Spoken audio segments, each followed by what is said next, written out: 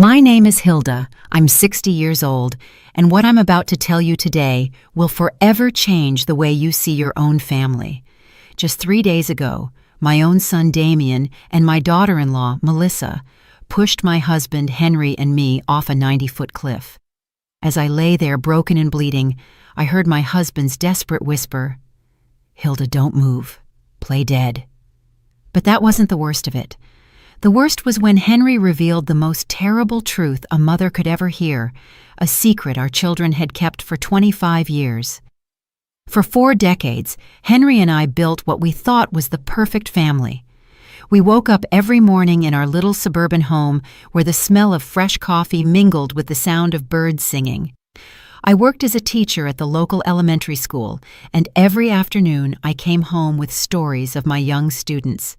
Henry had his carpentry shop where he created the most beautiful furniture you've ever seen. His hands, rough yet delicate, could transform a simple piece of wood into a work of art. We had 2 sons, Richard, our firstborn, and Damien, 5 years younger.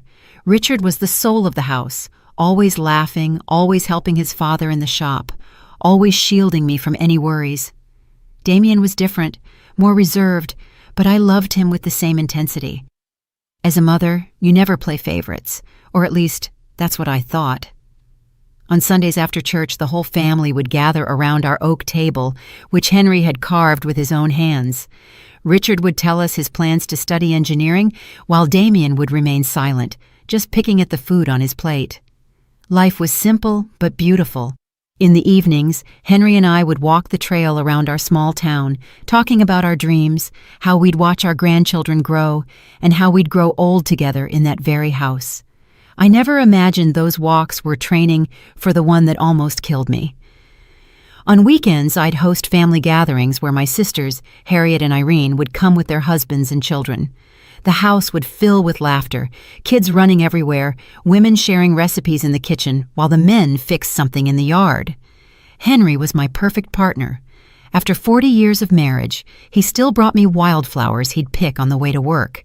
He helped me grade my students' tests, and I would hold pieces of wood for him while he cut them in his workshop. We were a team, an unbreakable unit, or so I thought.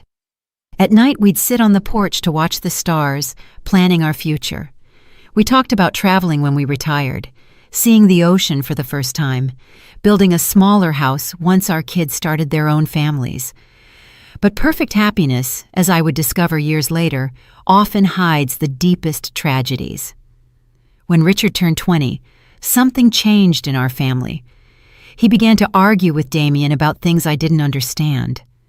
I'd hear them whispering in the hallway, and they'd fall silent when I appeared. Henry told me it was just brotherly stuff and that it would pass. I wanted to believe him because I needed to believe my family was still perfect. One night in October, exactly 25 years ago, Richard didn't come home for dinner. We waited until 11, then 12, then 1 in the morning. Damien was in his room, supposedly studying, but I noticed something strange in his eyes whenever I asked about his brother. Henry went out to search for him with our neighbors. They checked every corner of town, every trail, every place Richard used to go. At dawn, they found his body at the bottom of the river gorge. The police said it was an accident, that he had probably stumbled in the dark. I never questioned that version because I couldn't imagine that the truth was much more horrible. Richard's funeral was the darkest day of my life. I wore my only black dress, the same one I'd worn at my mother's funeral. Damien was strangely calm for someone who had just lost his older brother. While I cried until I had no tears left, he remained silent with an expression that now, after what I know, sends shivers down my spine. Henry never left my side all day, holding me up when my legs gave out, whispering words of comfort that I now know tasted bitter in his mouth. After Richard's death, Damien changed completely. He became more attentive, more loving, as if he were trying to make up for something. He helped me with chores, accompanied his father to the workshop, and brought me things when he saw I was sad. I thought it was his way of dealing with grief, of filling the void Richard had left behind. How naive I was. What he was really doing was building a perfect mask to hide the monster inside. The years passed, and the wound never fully healed, but we learned to live with it. Damien married Melissa, a sweet girl from the next town over, and they seemed happy. They had 2 beautiful children, and I finally felt like life was giving us a second chance at happiness. Melissa called me Mom and helped me with the housework when they visited. Damien had inherited his father's talent for carpentry and had his own business. Everything seemed perfect again, but now, lying at the bottom of this gorge with my ribs broken and the metallic taste of blood in my mouth, I understand that all that happiness was a carefully constructed lie.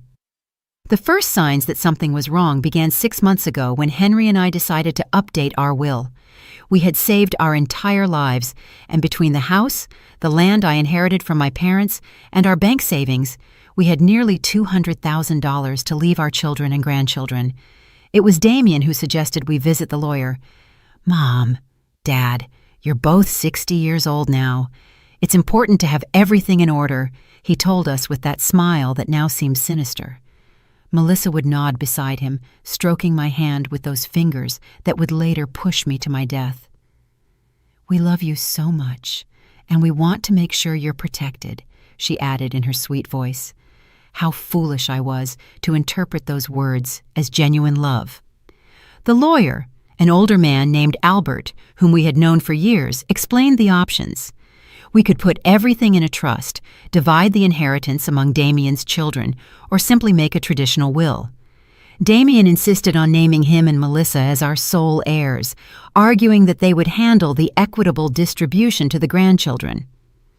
"Besides," he said, "you're going to need us when you're older. It's better for us to have access to the resources to take care of you properly." Something in his tone made me uncomfortable, but Henry seemed convinced. My husband, who had always been more trusting than me, accepted the proposal without much resistance.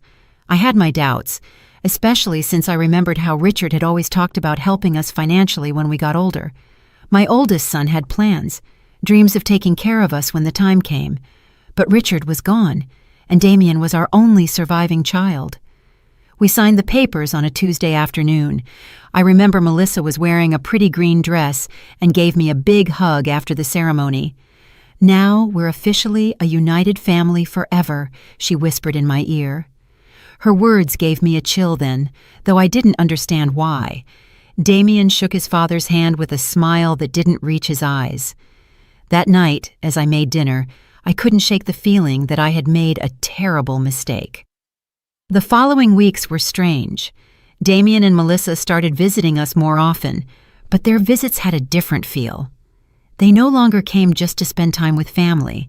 They always had suggestions about how we should improve the house, what investments we should make, or what life insurance policies we should get. "Mom, you should think about selling this big house and moving somewhere smaller," Melissa said, while examining our furniture with calculating eyes. "We could help you find a comfortable apartment in town." But I loved our house. Every corner held a memory. Every room told a story of our 40 years of marriage. The kitchen where I had prepared thousands of meals for my family, the workshop where Henry created his masterpieces, the yard where our children and grandchildren had played. I couldn't imagine my life anywhere else. When I told them this, I saw a flicker of irritation in Damien's eyes that chilled me to the bone. "Mom, you're being irrational," he said in a tone he had never used with me before. "This house is too big for 2 people your age. If you fall down the stairs or something happens, we won't be able to help you in time." Melissa nodded vigorously, adding, "Besides, the upkeep must cost a fortune. It would be much smarter to sell now while the housing market is high and move to something more appropriate for your age." Henry began to consider their arguments. My husband, who had always been practical, started talking about the logic behind their suggestions. But I couldn't shake the feeling that there was something more behind all this pressure. One night, after another of these tense conversations, I asked Henry if he didn't think it was strange that Damien was suddenly so interested in our financial affairs. "Hilda, he just cares about us," he replied while brushing his teeth. "Maybe we should consider his suggestions. We're not as young as we used to be." But I saw something in my husband's eyes, a shadow of doubt he didn't want to acknowledge.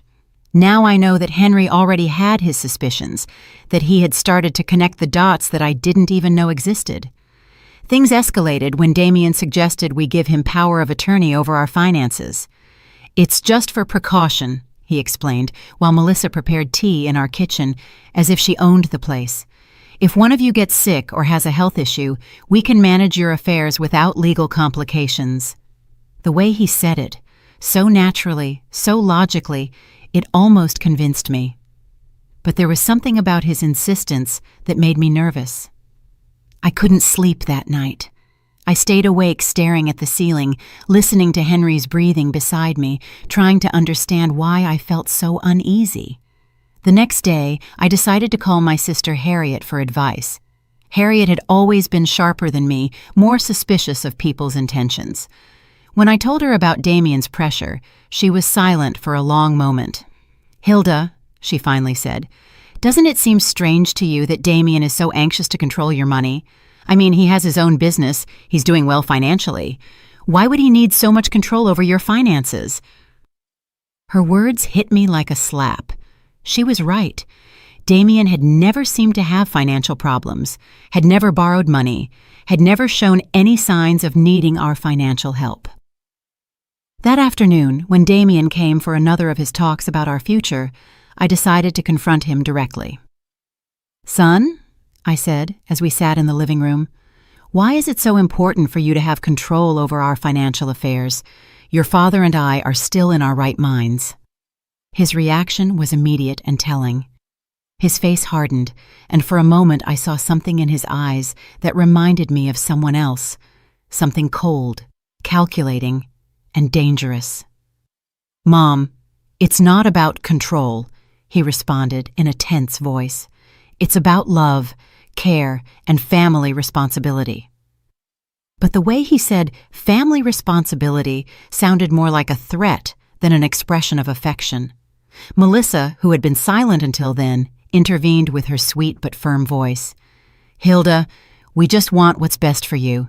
It's painful to see you worry about things we could easily handle." That night, after they left, Henry and I had our first serious argument in years. He thought I was being paranoid, that I was looking for problems where there were none. I insisted something wasn't right, that our son's behavior had changed too much. "Henry," I said as we washed the dishes, "do you remember what Damien was like before Richard died? He was different, more distant, more... I don't know how to explain it, but there was something about him that scared me." My husband stopped washing the plate in his hands and looked at me intently. In his eyes, I saw something I hadn't seen before. Recognition. "Hilda," he said in a very low voice, "there are things about Richard's death that I never told you." My heart began to pound so hard I thought it would beat out of my chest. Henry's words hit me like a lightning bolt. "What about Richard's death?" I asked with a trembling voice. My husband sat heavily in one of the kitchen chairs, the same table where we had shared thousands of family meals, where Richard used to do his homework, and where Damien had always remained silent. Henry ran his hands over his face as if he were trying to erase the memories that had tormented him for 25 years.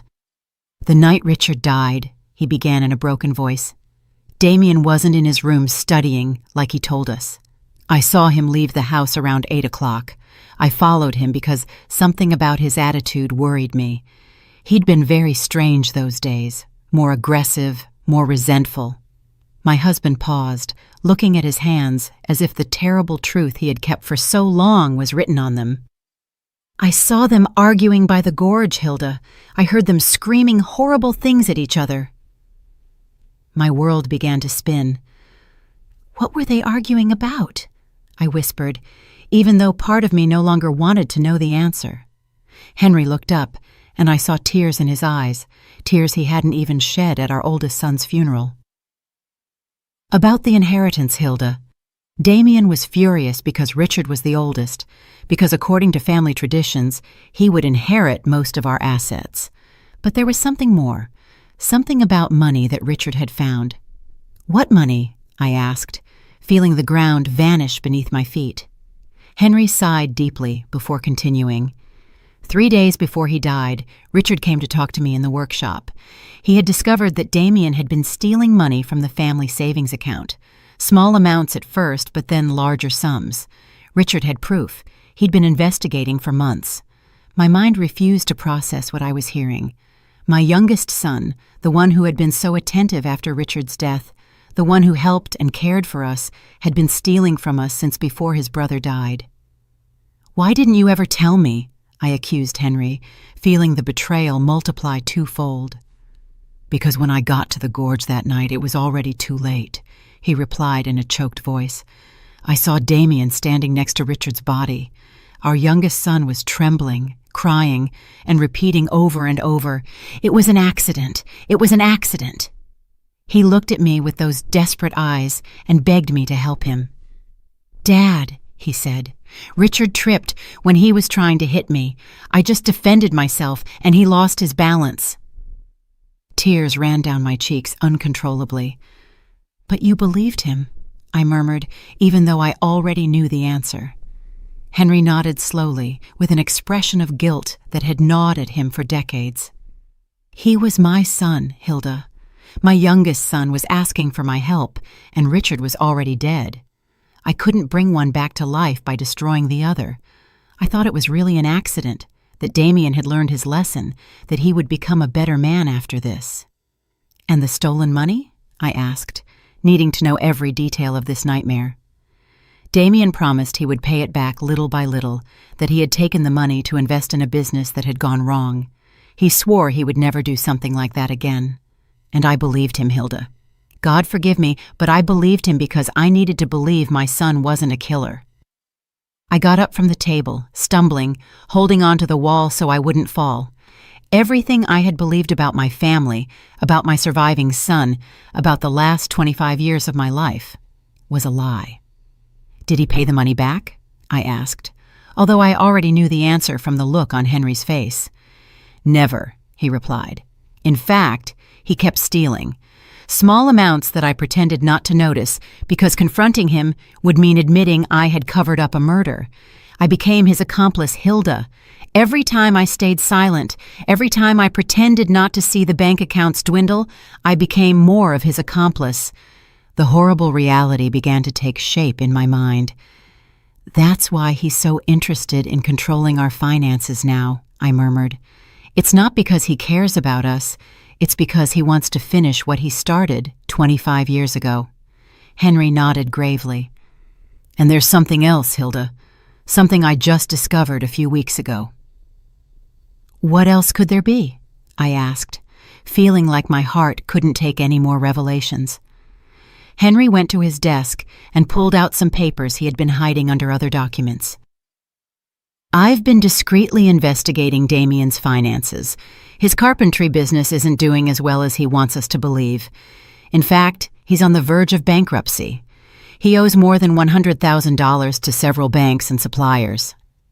The papers trembled in my hands as I read the numbers. Damien wasn't the successful man he pretended to be. He was a desperate failure who had been living on lies and stolen money for decades. 'Does Melissa know all this?' I asked, remembering her sweet smile and loving hugs. 'I'm sure she does,' Henry replied.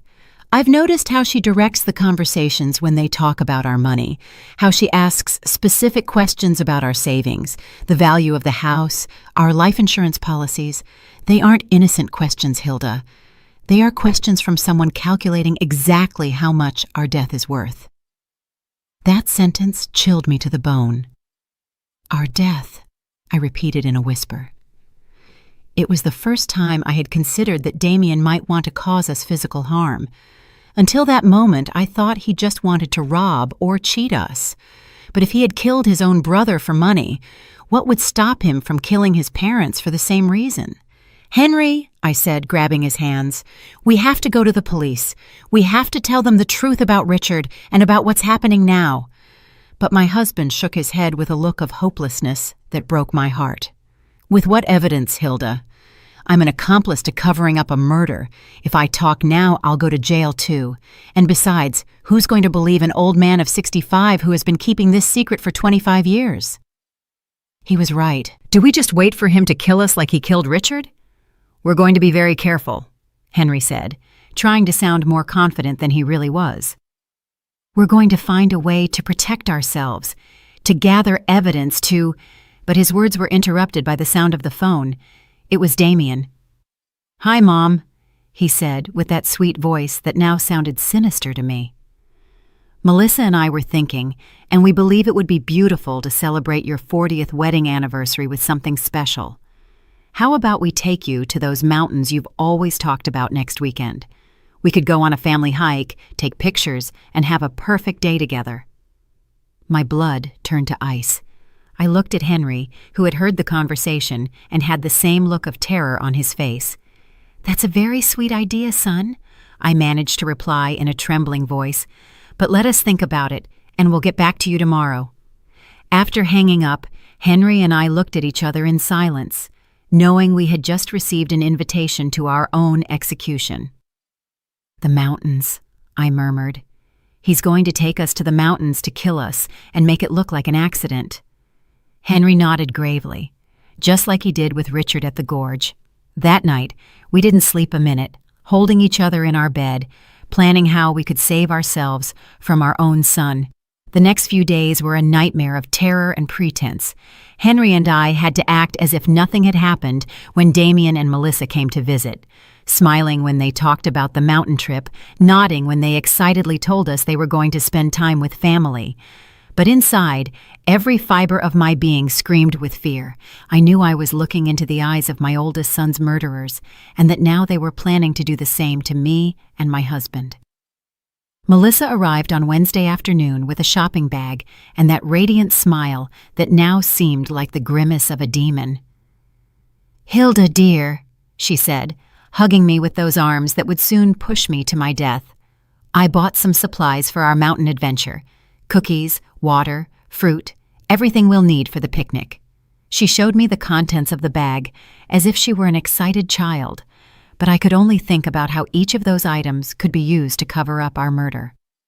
"I also brought my new camera," she added, pulling out an expensive digital camera. "I want to capture every moment of this special day. They're going to be photos we'll treasure forever." The irony of her words made me sick. The only photos she would take would be of our broken bodies at the bottom of some cliff, if anyone ever found us. Damien appeared behind her, carrying a new-looking hiking backpack. "Dad," he said to Henry with feigned enthusiasm, "I bought all the necessary equipment for a safe hike: ropes, harnesses, lanterns, a first aid kit." Every word that came out of his mouth sounded like a cruel mockery. Safety equipment to plan our murders. The perversity of the situation made me dizzy. "Isn't it a bit dangerous for people our age?" I asked, trying to sound casual while looking for any excuse to cancel the trip. Melissa stroked my cheek with that false tenderness that churned my stomach. "That's why we chose a very easy and safe trail," she assured me. "It's a hike even kids can do. Plus, Damien and I will be there to take care of you the whole time." Yes, they would be there to take care of us until the exact moment they decided to push us off a cliff. That night, when they finally left, Henry and I sat in our living room, trembling not just from the cold, but from the absolute terror we had been holding back for hours. "We can't go," I said, grabbing his hands. "We just can't. We'll make up some excuse." "If we don't go," Henry replied in a grave voice, "they'll find another way to kill us. Maybe something that looks even more accidental, like a house fire or a robbery gone wrong. At least in the mountains, we know what they're going to try to do." His words had a terrible logic, but they didn't comfort me at all. "So, what do you suggest?" I asked, desperate to find some solution that would save our lives. Henry was thoughtful for a few minutes before answering. "We're going to go, but we're going to be prepared. I'm going to hide my cell phone and set it to record everything that happens. If we manage to survive, we'll have evidence. And if we don't," his voice broke, "at least someone will know the truth." On Friday night, we could barely touch our dinner. We knew it might be our last meal together in our house, in that kitchen where we had shared so many happy moments when we were a real family. Henry reviewed his will one more time, making sure that if something happened to us, at least Damien wouldn't get everything without there being some record of our suspicions. "I wrote a letter," he confessed, pulling a sealed envelope from his desk. "It's addressed to your sister Harriet. In it, I explain everything we know about Richard's death and what we believe Damien plans to do to us. I hid it in the place where we keep our important documents. If we don't return from this trip, at least she'll know where to look for the truth." That night we went to bed, holding each other, whispering words of love that could be our last. "If something happens to me," Henry said, "I want you to know that these 40 years with you have been the best of my life. Despite everything, despite the mistakes and the secrets, I love you more than my own life." I cried in silence, memorizing the rhythm of his breathing, the warmth of his body, the smell of his skin. Saturday dawned with a clear sky that seemed to mock our situation. Damien arrived early, whistling a cheerful tune that chilled my blood. "Morning, lovebirds," he called from the front door. "Ready for your big adventure?" Melissa appeared behind him, radiant as a bride on her wedding day, except this was a wedding with death. During breakfast, which we could barely eat, Damien explained the route we would take in detail. "It's a beautiful trail," he said, spreading a map on the table. "It leads to a lookout where you can see the whole valley. They say the views are spectacular." His eyes shone with an enthusiasm that seemed demonic. Of course the views would be spectacular. They would be the last we would see in our lives. "The trail has some steep parts," Melissa added, as if giving us useful tourist information, "but nothing that experienced hikers like you can't handle." Her comment about our supposed hiking abilities sounded like a cruel joke. We were two 60-year-olds who barely walked through the park once in a while. As we loaded the car, I saw Damien meticulously checking his backpack, making sure he had everything he needed for his plan. I saw ropes, a small shovel, and something that looked like a flare gun. "What's that for?" I asked, pointing to the gun. "For safety," he replied without missing a beat. "If we get lost or something goes wrong, we can send a distress signal." Of course, they would send a distress signal after pushing us off a cliff so our bodies could be found, and it would be confirmed that it was a tragic accident during a family hike. Everything was calculated. Every detail had been planned to make our murders look perfectly natural. The car ride to the mountains lasted 2 hours that felt like an eternity. Melissa put on cheerful music, and she sang along with the songs as if we were really going on a fun family outing. Damien drove carefully, obeying all the speed limits, stopping at every stop sign. He didn't want to risk an accident that would ruin his perfect plans. During the trip, Henry discreetly took my hand and activated the recording on his phone. Everything that happened from that moment on would be recorded. If we managed to survive, we would have proof. If not, at least the truth wouldn't die with us.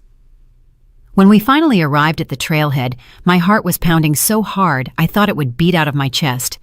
The place was beautiful, with tall trees and the sound of a nearby river, but for me, it had become the setting for my own execution.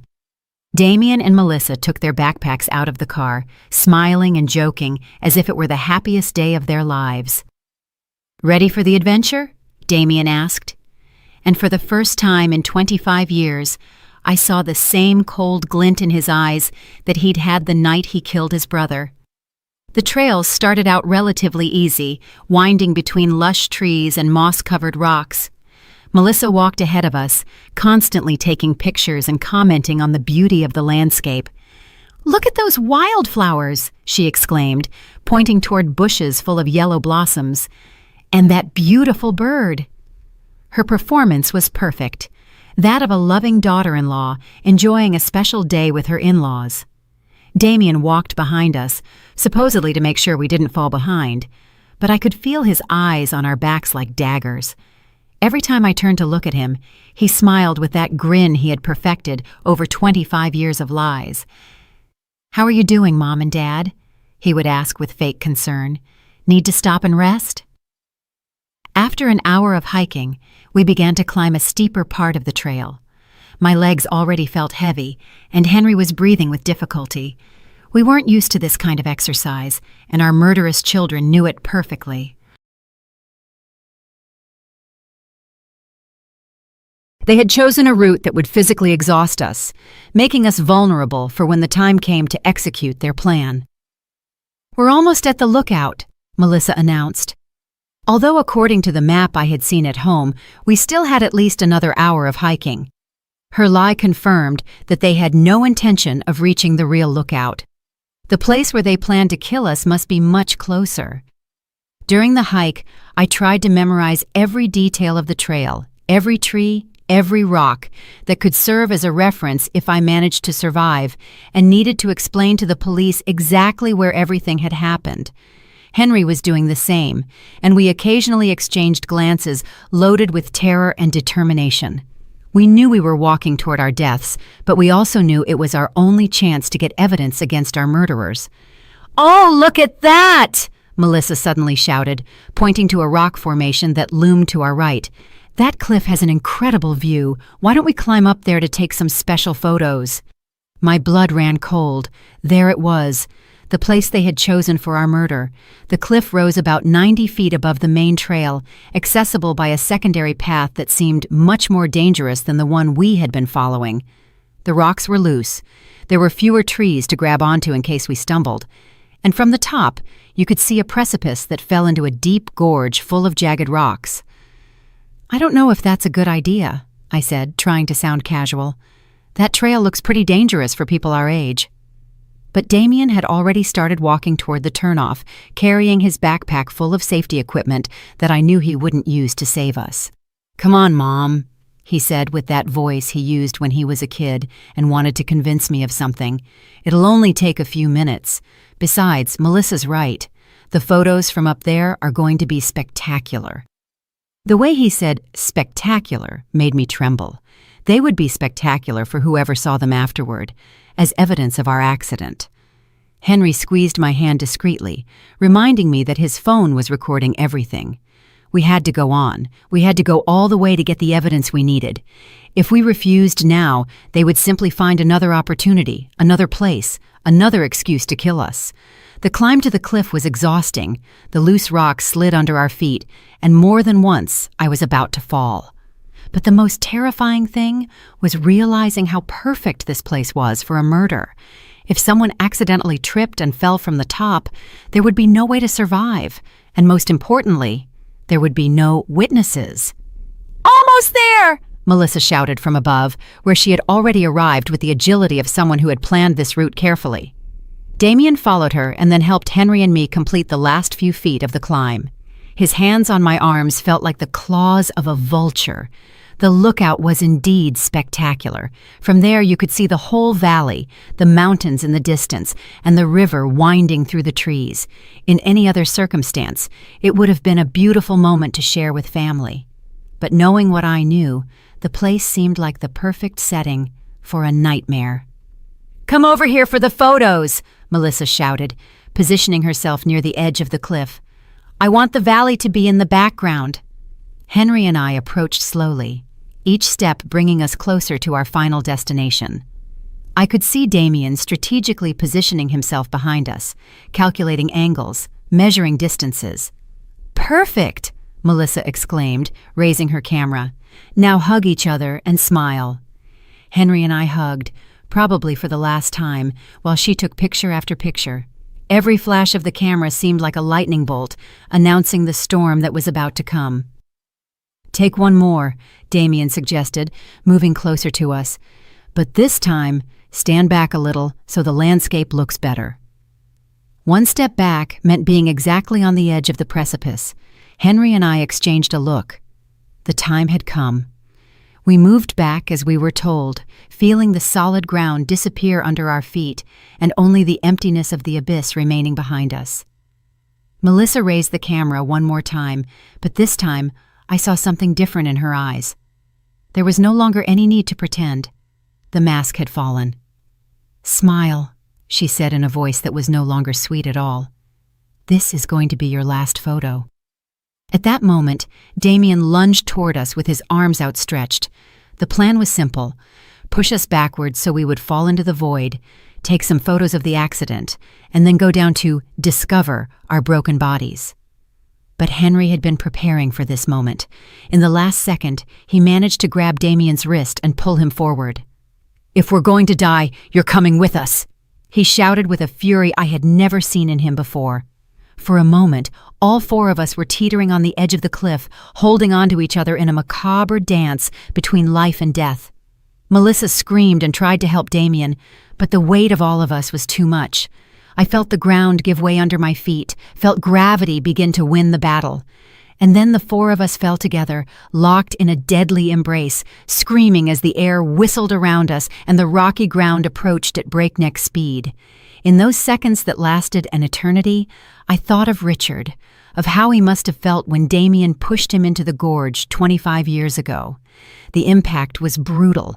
I heard the horrible sound of bones cracking, the sound of my own body shattering against the rocks.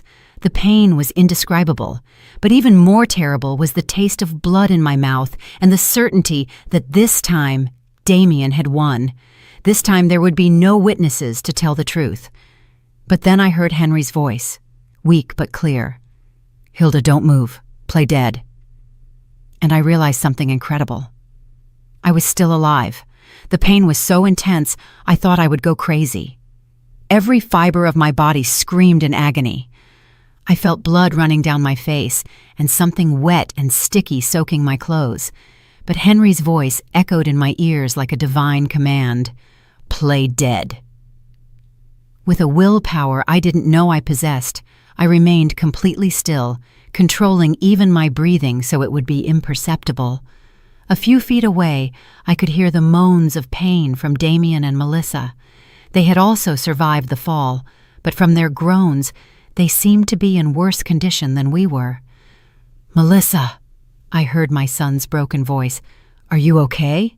His concern for his wife made my stomach churn. This man, who had murdered his own brother and had tried to kill us, was still capable of feeling love for someone. "I think I broke my leg," Melissa moaned. "It hurts so much, Damien. And what about the old people?" The disrespectful way she referred to us confirmed what I already knew. We had never been family to her. We were just obstacles on her way to our money. I heard movement, as if Damien were crawling toward us. My heart was beating so fast I was afraid he would hear it. "They're dead," he announced after a few minutes that felt like hours. "Both of them have their eyes open, but they're not breathing." His lie filled me with a strange hope. If he believed we were dead, maybe we would have a chance. "Perfect," Melissa whispered with a satisfaction that chilled my blood. "It worked just like we planned." "Well, except for the part where we fell, too." I heard her bitter laugh. "At least we won't have to pretend we love them anymore." For the next few minutes that felt like an eternity, Damien and Melissa discussed their situation. Both were injured, but they could move. The plan now was to crawl until they found a place from which they could call for help and then tell the story of how they had miraculously survived a tragic accident that had killed their poor grandparents. "Remember the story," Damien said to Melissa. "We were taking pictures when a rock came loose under Dad's feet. He tripped, and trying to grab on, he pulled Mom with him. We tried to help, but we fell too. It's important that our stories match." "I know," Melissa replied. "We've practiced this 100 times. We're the traumatized survivors of a family tragedy. Poor us. We lost our dear in-laws in a horrible accident." Her performance was so convincing that if I hadn't lived the truth, I would have believed every word. Gradually, their voices faded as they crawled toward what they hoped would be their salvation. When silence finally fell, Henry whispered my name so low I could barely hear it. "Hilda, are you okay?" I answered in the same whisper, confirming that I was alive but terribly injured. "My left leg is broken," he told me in a voice choked with pain, "and I think I have a few fractured ribs. What about you?" I did a mental inventory of my body. I felt a stabbing pain in my right arm. My head throbbed as if someone were hitting it with a hammer, and there was definitely something wrong with my shoulder. But I was alive, and that was more than I had hoped for. "We're bad, but we're alive," I whispered. It works, but there's no signal down here. That was the most terrifying part of our situation. We were alive but trapped at the bottom of a gorge, injured, and with no way to communicate with the outside world. If no one came to look for us, we would die here slowly from thirst, hunger, or our wounds. "Henry," I whispered, "before it's too late, I need you to tell me everything. Everything that really happened the night Richard died." My husband sighed deeply, as if he had been waiting for this moment for 25 years. "That night," he began in a trembling voice, "Richard came to find me in the workshop. He was furious. He had papers in his hands, bank statements. He showed me evidence that Damien had been stealing money from our accounts for months. Small amounts at first, then larger sums. Richard had been investigating because he had noticed discrepancies in our savings." The physical pain mingled with the emotional pain as I listened to the truth that had been hidden for decades. "Richard wanted to confront Damien that same night," Henry continued. "I tried to calm him down, to convince him to wait until the next day, but he was determined. He said he couldn't sleep knowing his younger brother was stealing from us." "And you followed him?" I asked, even though I already knew the answer. "I followed him because I was afraid of what might happen. I knew Richard's temper when he got angry, and I also knew... Well, I had noticed something strange about Damien lately, a coldness that sent shivers down my spine." "When I got to the gorge," Henry continued, "I found them screaming at each other. Richard had the papers in his hand, waving them in Damien's face. 'You're a thief!' he was yelling. 'You're stealing from our own parents!' Damien denied everything. He said Richard was crazy, that he was making things up." My heart raced as I imagined the scene. My two sons facing off in the dark, one accusing the other of betrayal. "What happened next?" Henry paused for a long time before continuing. "Richard told him that if he didn't return the money and confess everything to us, he would tell us the truth himself. Damien went berserk. He yelled that Richard had always been the favorite, that he had always had everything easy, that it was time for things to change." And then Henry's voice broke. "Damien pushed Richard. It wasn't an accident. He pushed him with all his strength, deliberately. I saw Richard trying to keep his balance, saw his arms flailing desperately, looking for something to grab onto. But it was too late." Tears streamed down my cheeks, mixing with the blood from my wounds. "Why did you never tell me the truth?" Henry sighed deeply. "Because when I got to where Damien was, he was crying, trembling, telling me over and over that it had been an accident, that he hadn't meant to do it.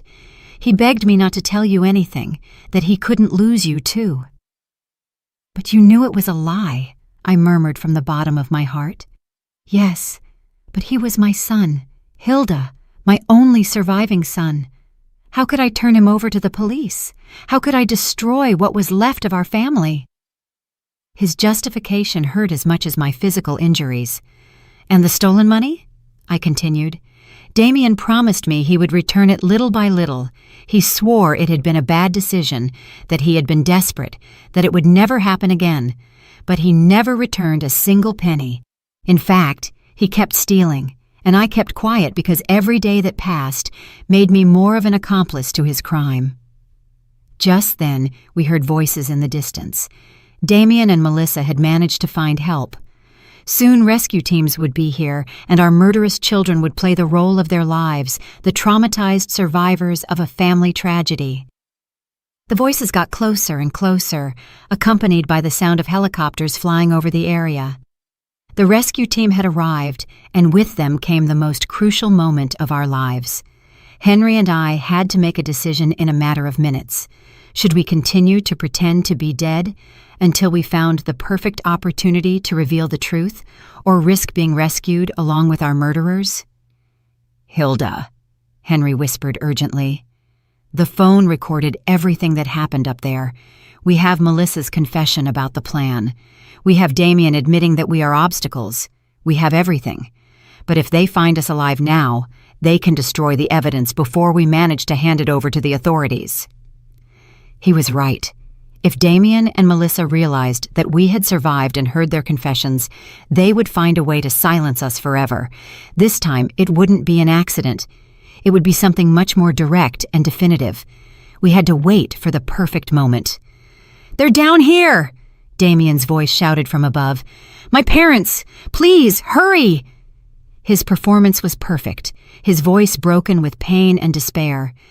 If I hadn't known the truth, I would have believed he was a son devastated by the loss of his parents. "Sir, stay calm," an authoritative voice replied, which must have belonged to the head of the rescue team. "We're going to come down to evaluate you. You and your wife can move." I heard the sound of ropes and equipment being prepared for the descent. Melissa had perfected her role as the grieving widow. "I can't believe this happened," she sobbed. "We were taking pictures, so happy. It all happened so fast. A rock came loose, and they fell." Every word was a stab in my heart because I knew she would repeat those same words to the police, to the media, to anyone who wanted to hear her version of events. The rescuers began to descend. I could hear their voices getting closer, the sound of their boots against the rock, the clinking of their equipment. Henry discreetly squeezed my hand, reminding me that we had to keep up the act no matter what happened. "They're here!" one of the rescuers shouted upon finding us. "We have 2 people at the bottom of the gorge!" He approached us and began to examine us. I kept my eyes closed and my breathing so shallow it was almost imperceptible. I felt his hands looking for a pulse on my neck, his ear close to my mouth, trying to detect breathing. "This one still has a faint pulse," he announced, referring to Henry. "The woman, I'm not sure. I need the medical team down here immediately." My heart raced. The plan was working. They would believe that Henry was on the verge of death but still alive, while I would be close enough to death to not be an immediate threat.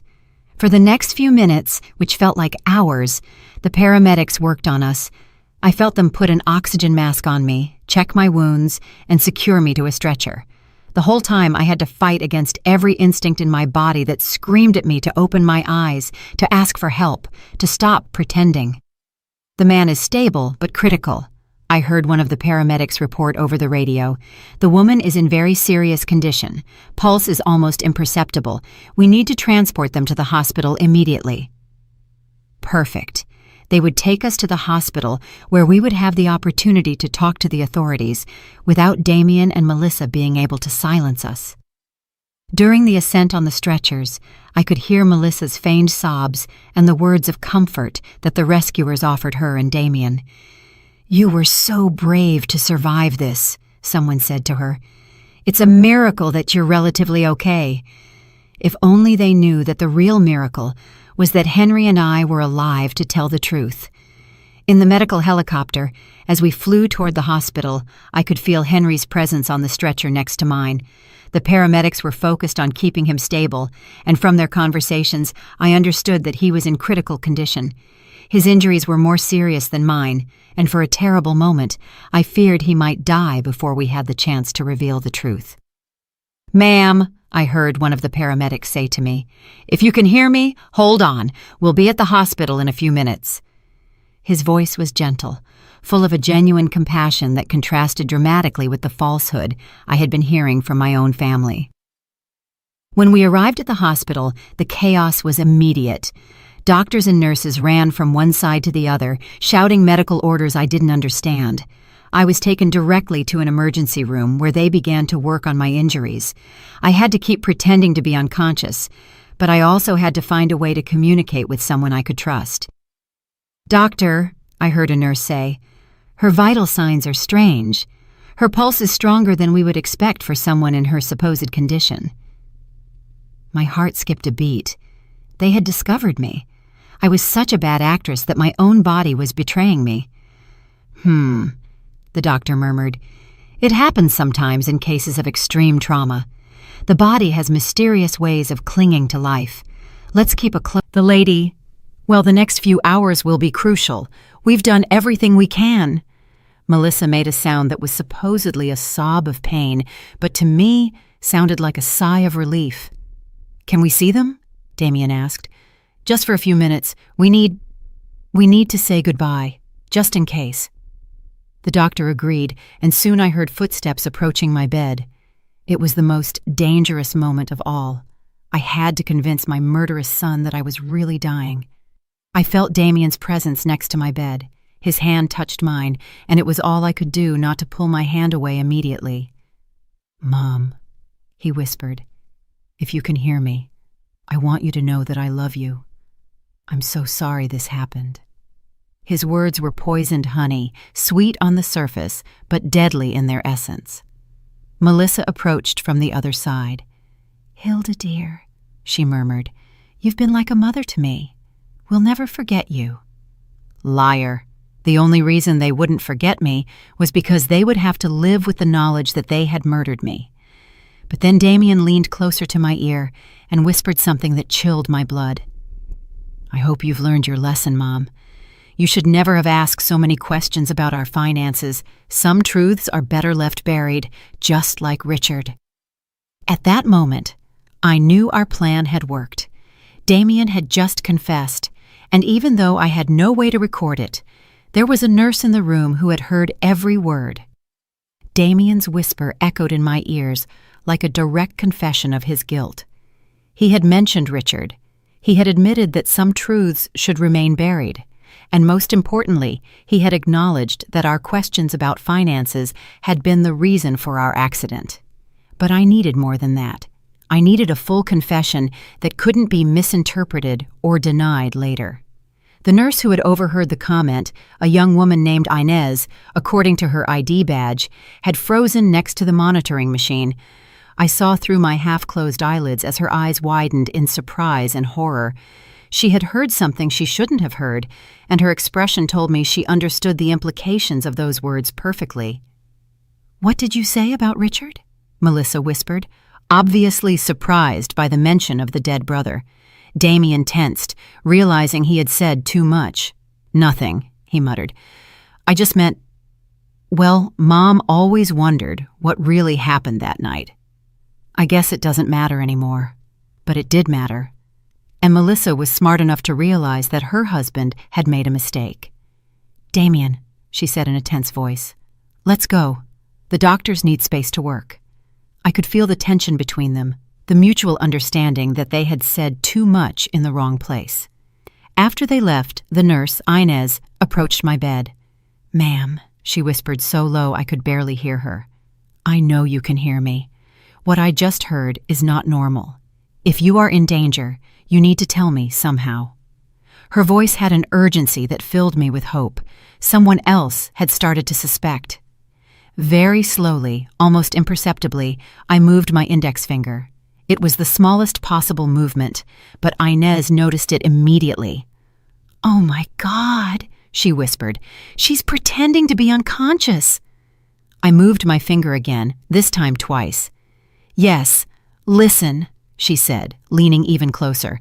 "I'm going to pretend I'm checking your monitors. If you are in danger from those people who were just here, move your finger 3 times. Without hesitation, I moved my finger 3 times. Inez gasped, "They did this to you?" 3 more movements. The nurse moved away from my bed and pretended to check my IV while she processed what she had just discovered. I could see in her expression that she was struggling with the decision of what to do. Finally, she approached me again. "I'm going to talk to the doctor in charge," she whispered, "but I need you to keep pretending until we can protect you. Do you understand?" I moved my finger once. The next few minutes were agonizing. Inez left the room, and I was left alone, waiting and praying that she would believe my story and take the right actions. Finally, I heard footsteps approaching.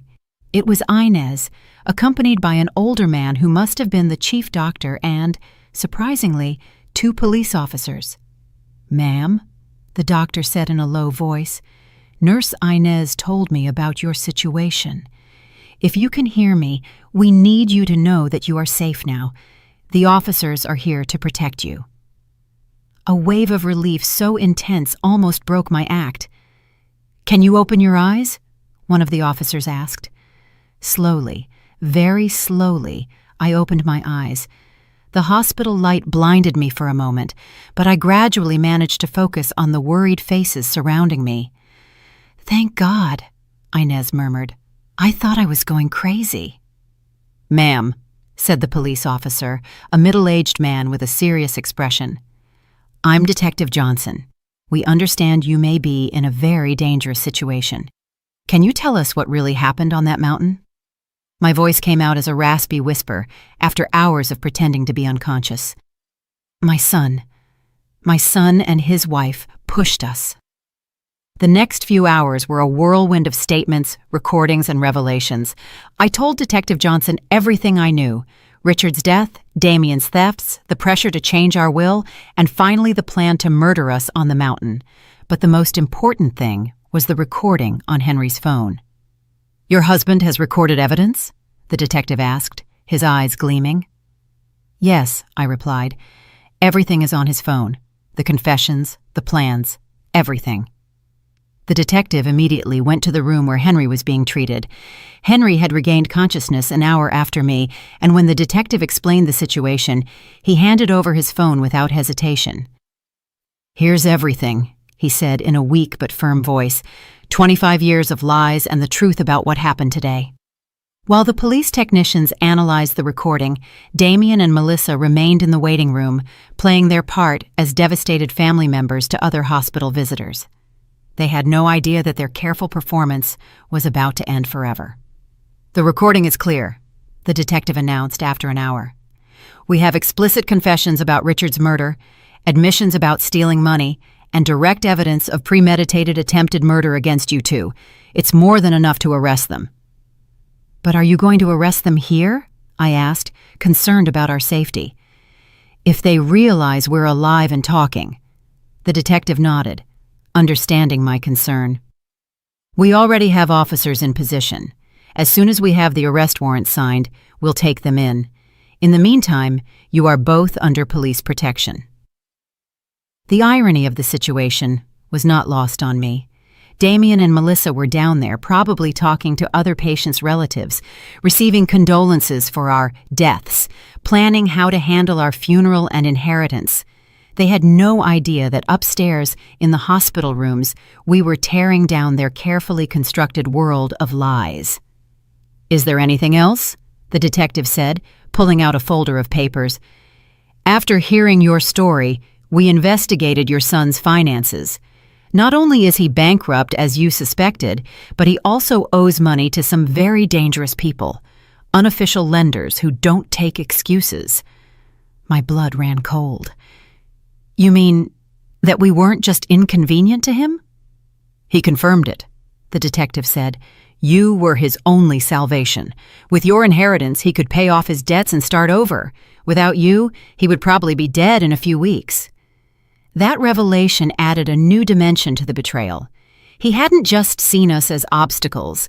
He had seen us as his financial lifesaver. Our death was not just convenient for him. It was absolutely necessary for his survival. "And what will happen to our grandchildren?"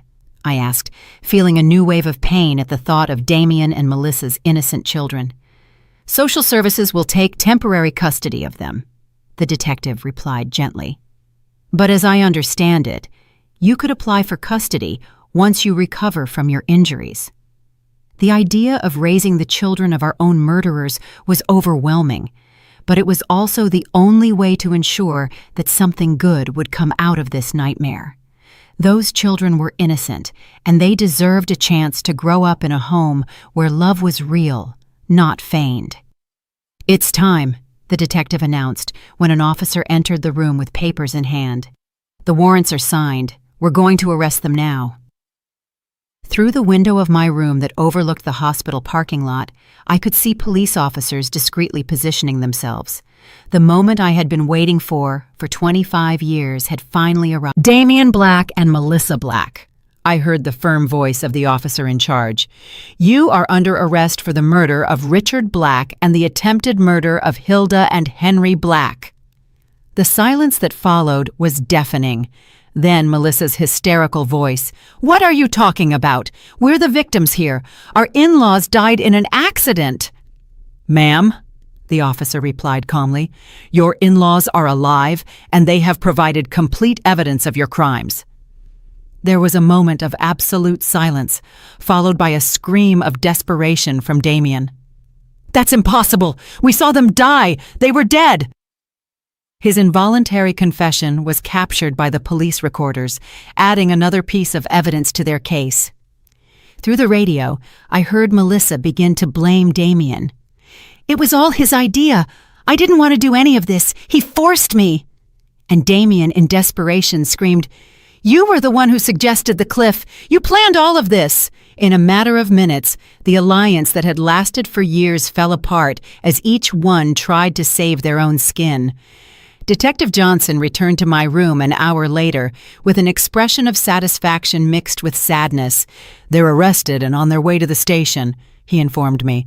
"They're both trying to blame each other, which only strengthens our case. But there's something else I need to tell you." "What else?" I asked, though I wasn't sure my heart could handle any more revelations. "During the arrest, we found this in your son's backpack," he said, showing me a small digital recorder. "Apparently, he had been recording his conversations with you and your husband for the past few weeks, probably looking for evidence that you suspected something." My blood ran cold. "What does that mean?" The detective sighed. "It means he knew you were starting to discover the truth. The trip to the mountain wasn't a spontaneous decision. It was a direct response to your suspicions. In one of the recordings, you can clearly hear Melissa telling him, 'We have to act fast before they go to the police.' The depth of the planning and the coldness of the calculation took my breath away. They hadn't just planned to kill us. They had been monitoring our conversations, evaluating the level of danger we posed to them. We were mice in a maze, and they had been the scientists observing our every move."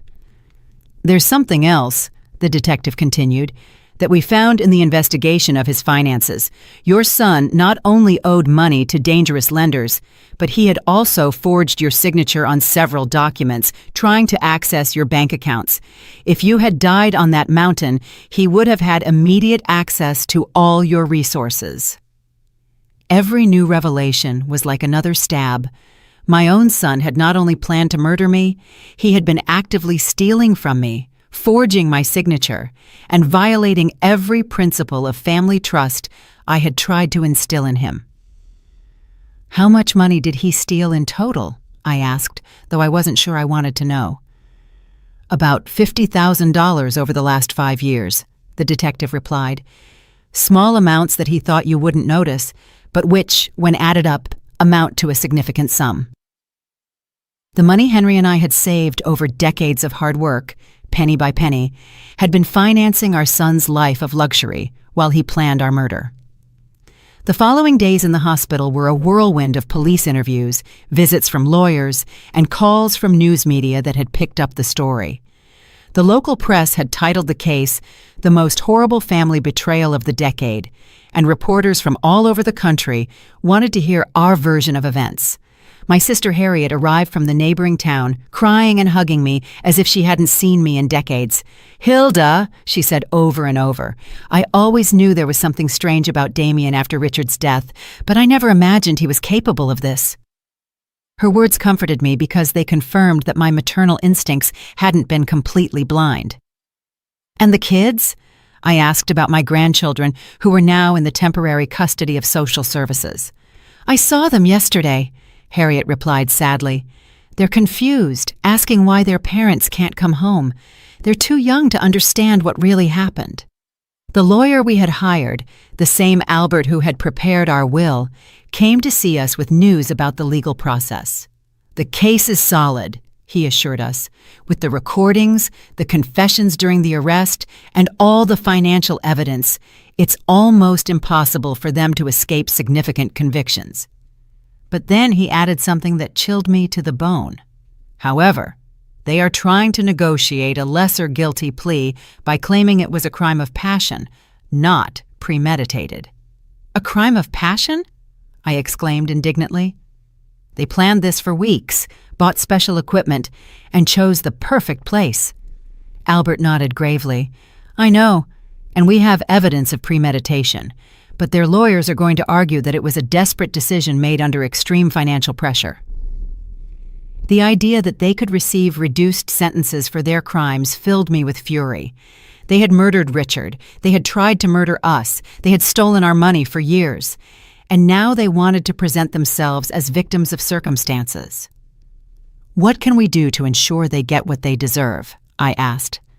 "Testify," Albert replied simply. "Your testimony, combined with all the evidence, will be crucial for the jury to understand the true nature of these crimes. But I warn you, it's going to be emotionally devastating to face your son in court." He was right. The idea of looking Damien in the eyes during the trial, of listening to his lawyers try to justify the unjustifiable, of publicly reliving every moment of this nightmare, was overwhelming. But it was what I had to do for Richard, for us, and for my grandchildren who deserve to know the truth about their parents. 3 weeks after the arrest, Henry and I were finally able to go home. Our wounds had healed enough to allow us to move, although he still needed crutches, and I had my arm in a sling. The house felt strange, as if it were the set of a play after all the actors had left. Everything was exactly as we had left it on the day of our family outing. The breakfast dishes were still in the sink, the bed was unmade. The flowers Damien had brought me that week were still on the kitchen table, now withered and dead. It was as if time had stopped at the moment our normal lives ended forever. "Do you think we'll ever be happy again?" I asked Henry that first night back as we lay in our familiar bed. He hugged me with his uninjured arm and sighed deeply. "I don't know, Hilda," he said, "but we're alive. We have the truth on our side, and for the first time in 25 years, we don't have to live with secrets." The trial began 6 months later. On the day I had to testify, I looked Damien directly in the eyes for the first time since the arrest. I saw no remorse, no pain. I didn't see the son I had raised. I saw a cold and calculating stranger who had disguised himself as my son for decades. When I finished my testimony, after recounting every horrible detail of our experience, I addressed him directly from the witness stand. "Damien, I don't know who you are, but you are no longer my son. My son died the night you killed Richard, and what has been living in his place for 25 years is a monster that I unwittingly helped raise." The jury deliberated for 3 days before finding Damien guilty of first-degree murder for Richard's death and first-degree attempted murder for what he did to us. Melissa received the same conviction as an accomplice. Both were sentenced to life in prison without the possibility of parole. Now, 1 year later, Henry and I have begun the process of formally adopting our grandchildren. They are beautiful and innocent children who deserve a chance to grow up knowing what true love is, not the manipulative and toxic love they received from their biological parents. Every night when I tuck them in, I tell them about their Uncle Richard, the brother they never knew. I tell them about his kindness, his honesty, his dream of being an